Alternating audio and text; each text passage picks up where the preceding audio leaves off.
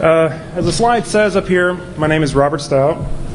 I'm currently an employee at IBM, and I'd like to start off by thanking my manager for footing the bill to get me out here and approving me to do this talk. I think that's pretty cool, you know, even though it's something that I was working on my own time. Anywho, as you can see up here, I've got a couple of quotes. We can't hear you. Can't hear me? Any better? No. All right. I'll try talking in the mic.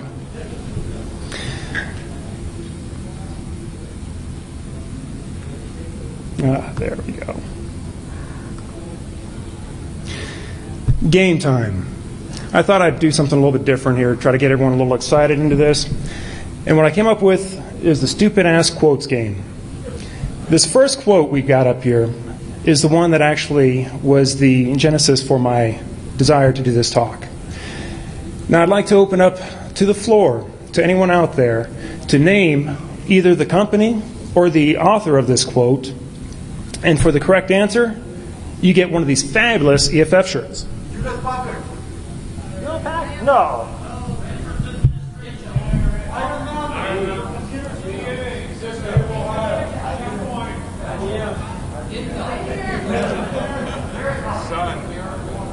Oh, come on.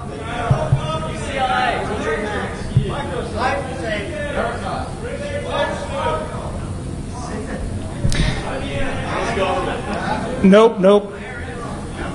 Nope to all of those. I'm going to give this one to you guys. It's you. No! President and CEO of Hortica. I just love this quote. It is important for our customers to know that these tapes cannot be read without specific computer equipment and software. Duh. How about this next one here? The missing tapes require a tape drive to be read. That's a genius. And it cannot be viewed from a PC. That's just plain wrong. Any guesses on this one? New York Times. Oh, come on. EFF shirt. Free EFF shirt. DOD. IBM. IBM. Who said IBM? You get yourself a free shirt. Sure. You know, in all fairness, I guess you could consider this one of my brothers in arms, if you will. I probably wouldn't, but it really helps demonstrate out to everyone what these spokesmen can do to your company. I mean, throwing out these stupid-ass quotes of things that are just inane. And one last quote here. This one was relatively recent, so hopefully someone will be able to get this one also. Continue to maintain that it does not believe the information has been accessed because it would require specific hardware, software, and expertise.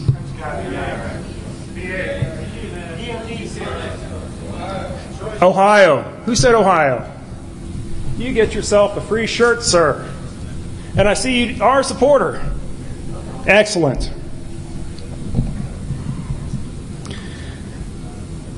Ohio State, the administration. So today what I'm going to be going through as a summation is some of the reported cases that we have in the media regarding tapes being lost. The cost to a company for losing tapes. We're also going to be going over a bit on data breach laws, how they can affect you, and what we should know on the white side or on the incident handling side as far as the legal laws and when do we need to grab our lawyers. And then the fun part, recovering the data. How are we going to get the stuff off of the tape when we find it out in the gutter somewhere? And then protecting it. What can we do to protect that stuff? Here are some of the larger incidences that we've had in the media recently. Ohio State lost almost 500,000 employees. State, taxpayers, school, I think it was even lottery winners. Hortica, my good old friend of the CEO, with Social Security numbers. We've got IBM, of course, lost an undisclosed amount of information. IRS, 26 tapes. I could just imagine how many people that holds. That's just plain scary. And then a couple others there. And for anyone who's really interested, down there on the bottom, we've got the data breaches website. They have a great listing of all the different data breaches, information about it, what was lost, how it was lost, and such. And what does losing a tape do to your company? Well, there's a whole bunch of things that you can happen.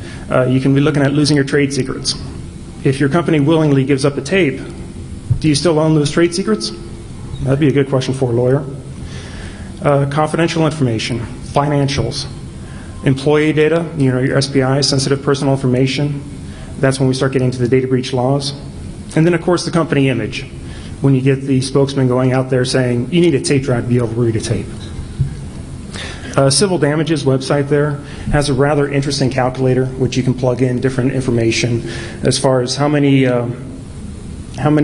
pieces of data you've lost, how many people, and it can give you a range estimator as far as how much it's going to cost per person.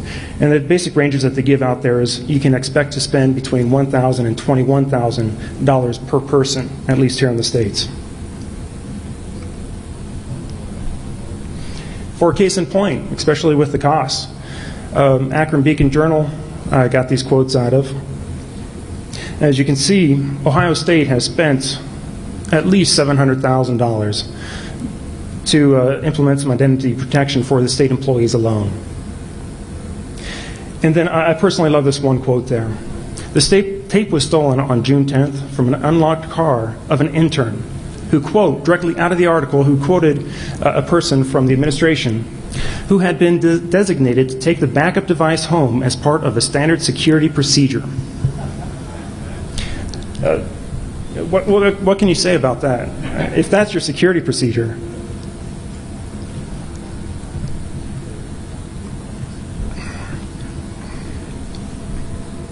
So far, we've talked about tapes being lost through theft.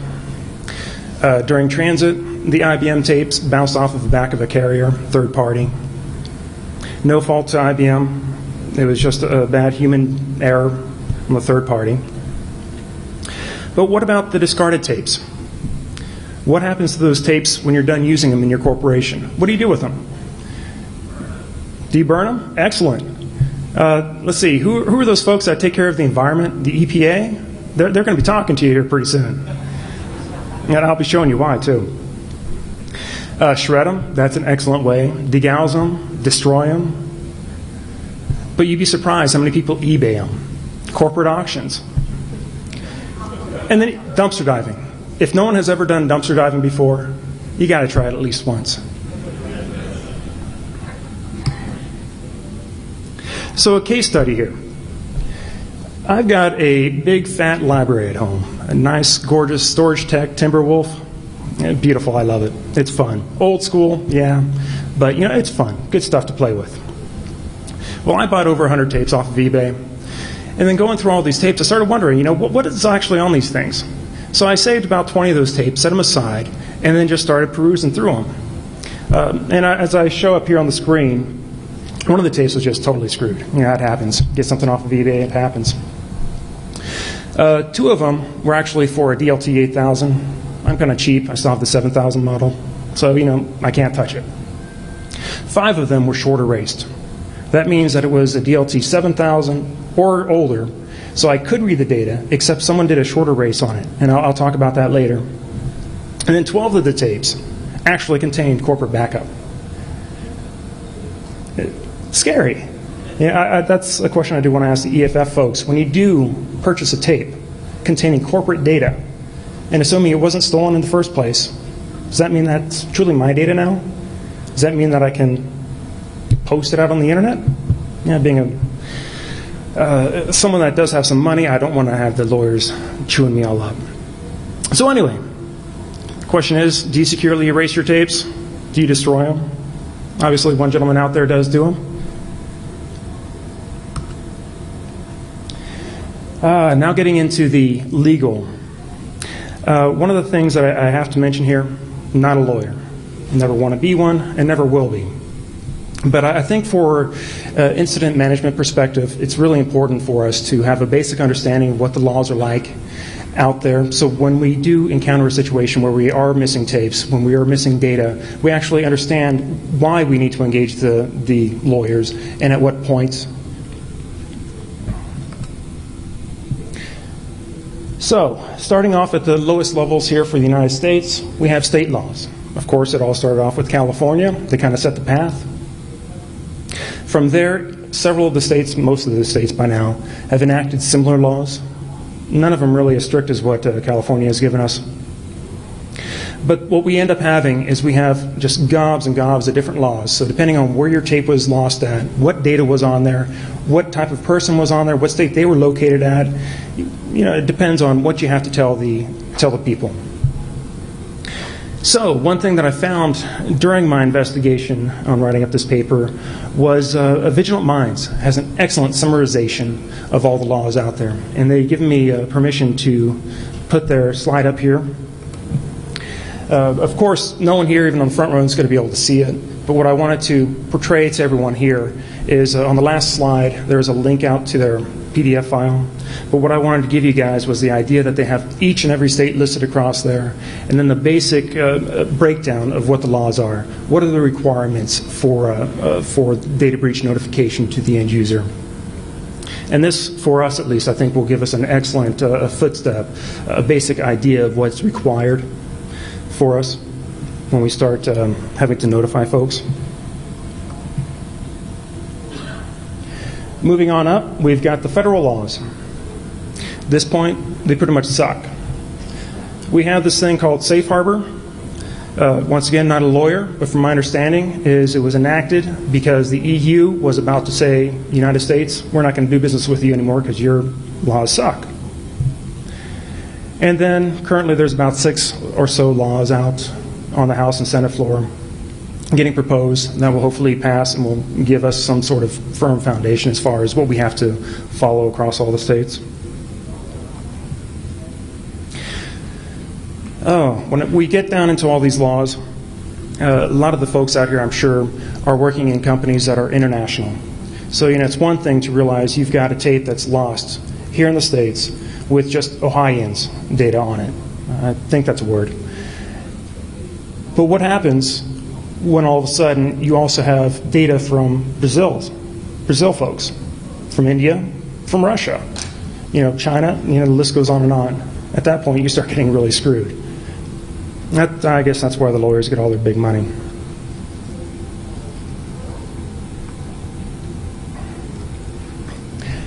Well, I'm pretty much flying through these slides here, but this is the part where I really wanted to get into, the fun part, recovering the data. Now, as everyone knows, well, except for the press secretaries, there are several different types of drives. You've got your DLTs, your 8 millimeters, 4 millimeter, what have you. Then you've got different encoding types, and then you've got different models of each of the drives. But does any of that really matter? For our purposes here, I'm going to say no. If you get the most current drive, it's going to be backwards compatible, so you can read whatever tape it was before. Or if you're in my situation, you've got a next to current drive for the DLT, lower end DLT series, you can read everything up to the 7000s and back. So you're pretty good. If you get the current stuff, you're pretty good. A couple things I do want to point out is there are 2 fairly decent papers on forensics on tape. The whole concept of forensic analysis on tape media is nowhere near what hard drive media is. For obvious reasons, being linear. But the tape drives themselves, the way that they operate, we don't have as much control over it. So it makes it far more difficult. We do have concepts of slack space on tapes. And the end of data and end of file markers, you can have some random data that's thrown out there. It could have been from previous writes or what have you. But that's stuff that we can't get a hold of. Perhaps the 2 third-party services that I've got there might have some nice, interesting equipment that could pull the stuff off. But for us, that's pretty much out of our hands. Like I was saying, forensics, tapes are on a hard drive. But for the most part, we can still use DD to pull the data off of the tapes and then work on the local copy of it, which is, of course, much faster, much easier to get through. And the end of data markers and shorter races. The concept behind a shorter race on DLT drives, at least, keep in mind that other drive formats are different. 8 millimeter drives or 8 millimeter tapes, you actually can get past the end of data marker. It's much more laxed. but on DLTs at least, the end of data marker is something that's hard-coded in the firmware. Once you hit the end of data marker on a tape, that's it. On a DLT tape, you cannot go past that. There's a couple of concepts as far as how you can get past them, and I've tried one unsuccessfully. Might eventually do some of the others.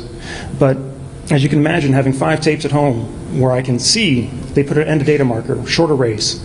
Short erase, let me backtrack here, is just where you start at the very beginning of the tape and you just say, this is the end of the data. So all the rest of the data is still left on that tape. Everything that was on there originally still exists, except the drive's firmware will refuse to let you get past that initial end of data marker, which is at the very forefront of that tape. Here I'm trying to illustrate a bit of what that end of data marker is. Nice good old mouse. So here at the beginning of my pretty little graphic, we've got the beginning of tape marker. Just says, here we are. And then here we're going through an assumption that we've previously used this tape. We've written several files out there, all the way to the very end of the tape itself where the end of tape marker is. But then we came back and rewrote these first 2 files, at which point our drive immediately, as soon as we close out file number 2, puts an end of data marker on there, which means file 5, although it truly and still does exist out there, we cannot get out to it. As soon as we try to forward over to that, the drive's going to say, we're not going to get there. One of the concepts that Bruce brought up in the forensic paper that I pointed out earlier was the idea of starting to write to your tape drive, and then during that write, yank the power off of that drive before it has the opportunity to write that into data marker. Unfortunately, I found this might work, but not if you have the latest storage tech firmware on there, because as soon, of course, you know, getting the new drives, and I got brand new DLT7000 drives for myself, and as soon as I did that, I upgraded them all to the same firmware because they're all in the same library. And as soon as I do that, I can't get past it. But anyway, I'll give you a little story of what happened. You know, I write it out, I start writing junk data to the tape, and then I yank the power off of there. You know, all well and good at this point. But as soon as I plug that power back into the tape drive, it realizes there's a tape in there, realizes the write did not finish, so it goes through, plays with the tape a bit, tries to find out where the data should have ended at, and politely puts an end of data marker there for me so I can't get past it. Really annoying. But another concept there to bypass that is a physical splice of the tape, actually ripping the thing open, slicing it out, just trying to find exactly where that end of data marker is and just slicing that puppy out. That one I'm kind of afraid of totally wasting my heads on.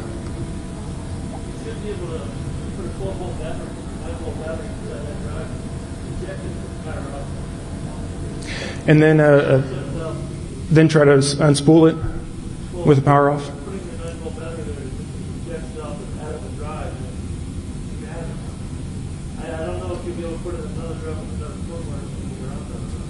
Well, but with the DLTs, you've got the little spindle that you spin it up on. But yeah, you might be able to take it out and then just pull it out eventually. But you know, once again, I didn't pay that much off of eBay for these drives, but I don't want to screw them over.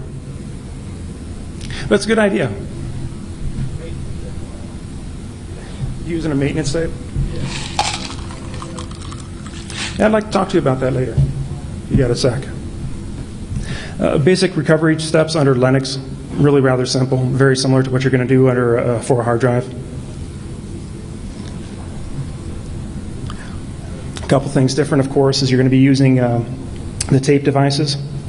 The tape info command there is just going to tell you information about the tape itself. It's going to query the firmware off the drive, tell you what type of format's in, if it's compressed, if so, what kind, and all that good jazz. MT, what you want to do is just set the tape drive itself to a variable block, and also with your DD, set your block size to the greatest to ensure that you can pull off whatever block size is on the tape. There's other ways you can figure out exactly what size your block is on the tape, but why bother? Just set it to the largest and you're good to go. And then you wash, rinse, and repeat. Keep running the DD over and over again for each of the files that are on the tape. A couple of tools out there already that will help automate some of this. We've got TapeCat. we'll go through. It's primarily written for Amanda, though, but it can retrieve some information about Amanda that could be useful for some of you folks out there. But to recover the data on the tapes themselves, we can yank off the images from the tape with DD, but to actually recover the binary files off of those tapes, the easiest way that we can do that is grab the original software it was written on. So once we grab some of those files off of the tape, we can start looking through it, with our strings, with our hex dump, and see exactly what format it was written out on and what backup utility we were using, or they were using when they originally did it, and just go out there, grab it, use it to restore your tape. And for the most part, it works rather well, unless you're looking at something like what is that ArcServe thing? I don't know if they're even still selling that thing. But it could be rather expensive. And of course, TSM is not free. One caveat with this, though, is TSM. And that's where the majority of the rest of my talk is going to be going to. TSM, for everyone who has not used it, which I'm going to take a wild guess, is 99.9% of y'all. Could I get a raise of hands for anyone that has used TSM? Except for the IBMers? So we do got a couple out there. So basically, the basic concepts of TSM is completely different off of all the other backup utilities. TSM uses a database to track all files on the tape. In essence, TSM doesn't even care what's on the tape.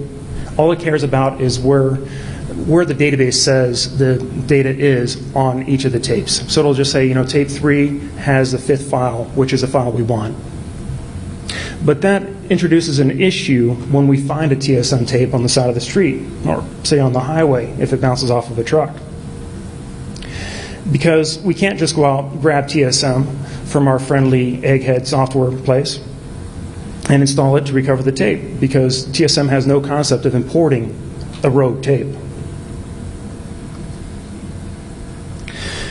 And here are just some of the highlights of TSM, why it's different, how it's different.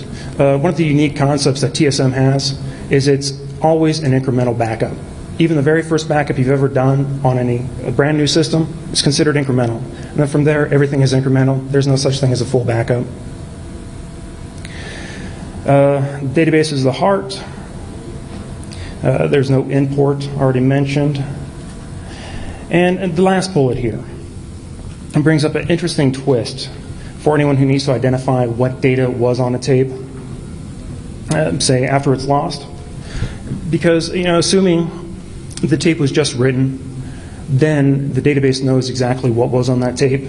But if that tape was written a week, a month, 2 months ago, then the database has started to expire the information that existed on that tape. So if you core the database, it's going to say the tape was 85% full, and these are the 85% of the files out there. But it has no idea of the remaining files that were out there.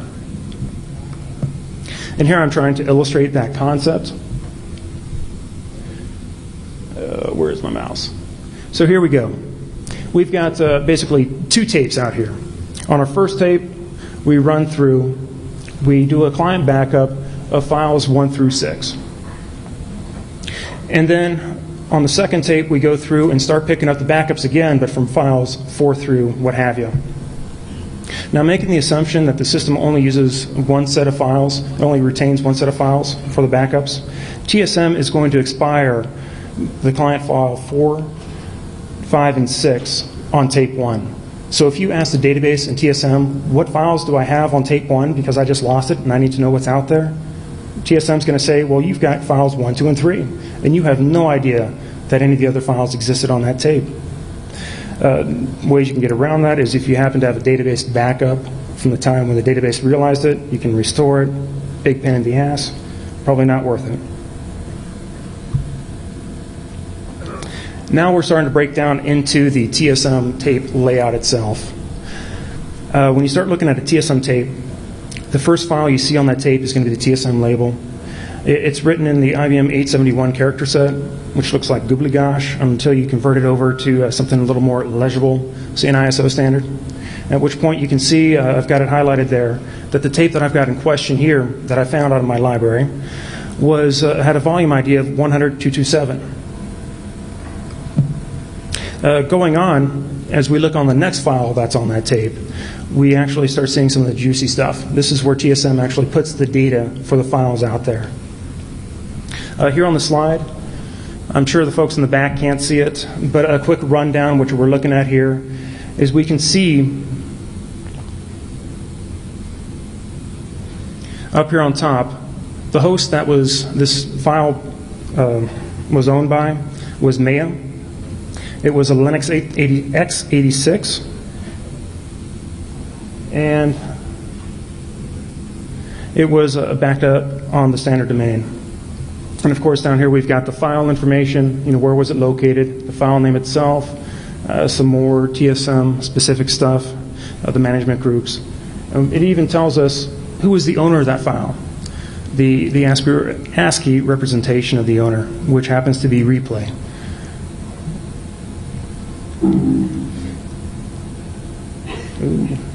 And if we look at the very bottom here, we can see that the beginning, as we know by looking at the file itself, it's a JPEG. And looking at the bottom of this hex dump, we can see the can't think of the name for it, but the fingerprint for the JPEG itself. So we can see that the data is actually embedded right there. So if we wanted to, we could go through there, cut it out, dissect it, save it, and then we could view our JPEG file from that way.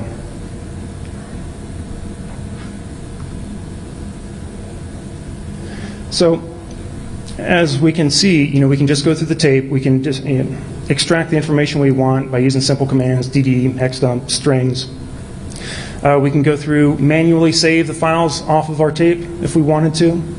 But when you're starting to look at 40 gigs worth of data, do you really want to go out there and save a couple thousand files? No, not me. I'm a little lazy. So looking out there, I found this great little program called ADSM Tape. It's written by this Icelandic gentleman.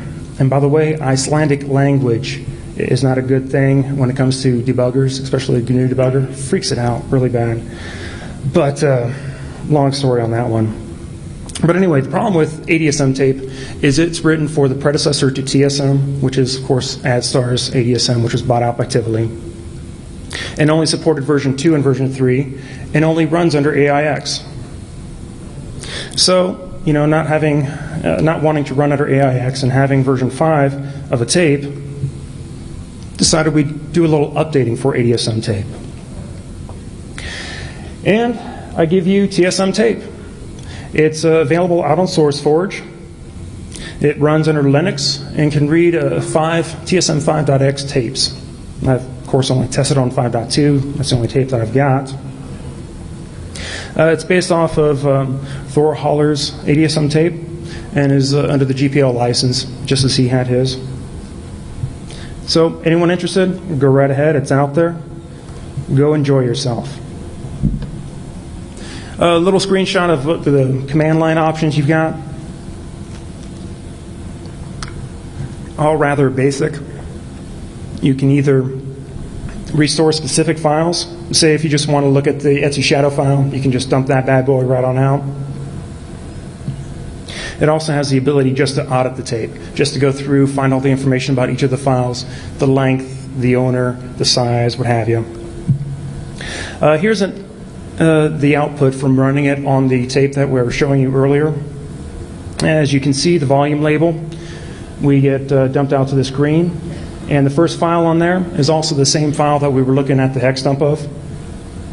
And as you can see, it restored it for me. And it's a bit-for-bit copy. One of the special features you get on the TSM tape software itself is it also creates a restore log CSV file. Through there, it grabs a little bit of additional information that the TSM protocol has embedded into the tape itself. From there, you can see the node name that the backup was done on, the OS, the user that it was backed up, that owned it, the permissions of the file when the backup occurred, and even the UID and group ID of the files.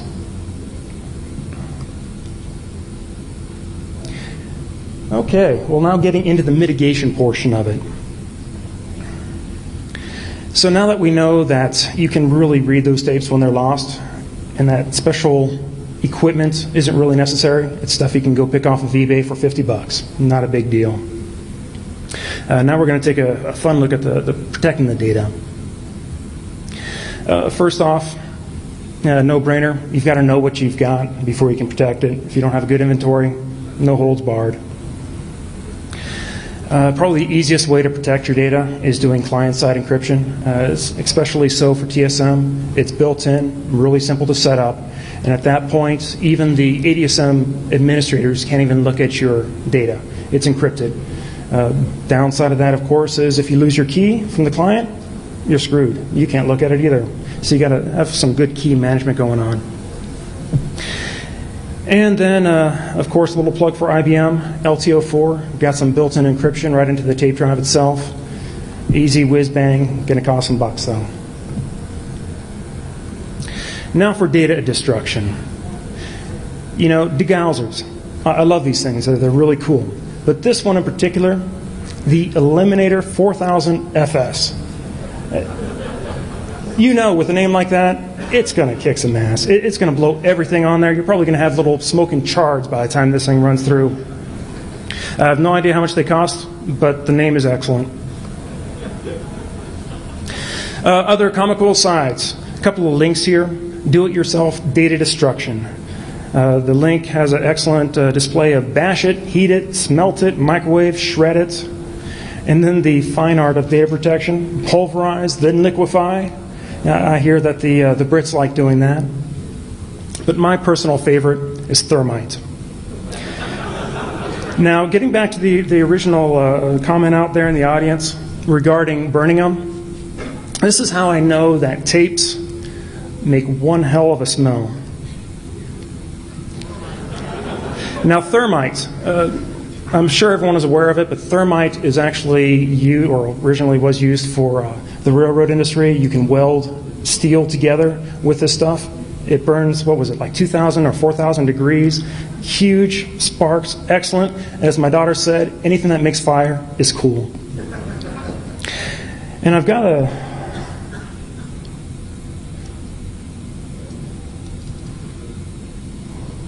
I'm not sure if this is going to work, but I'm going to try it.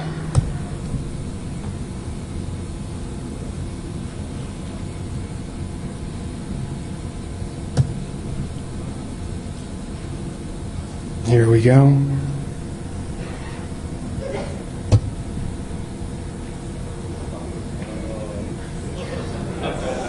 There we go.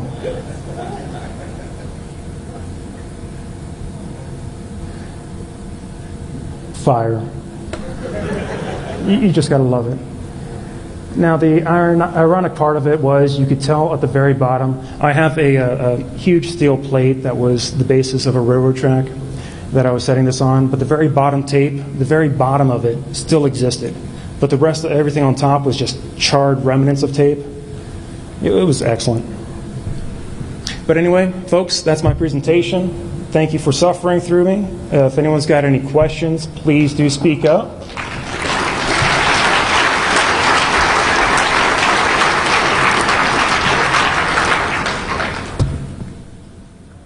Otherwise, thank you much.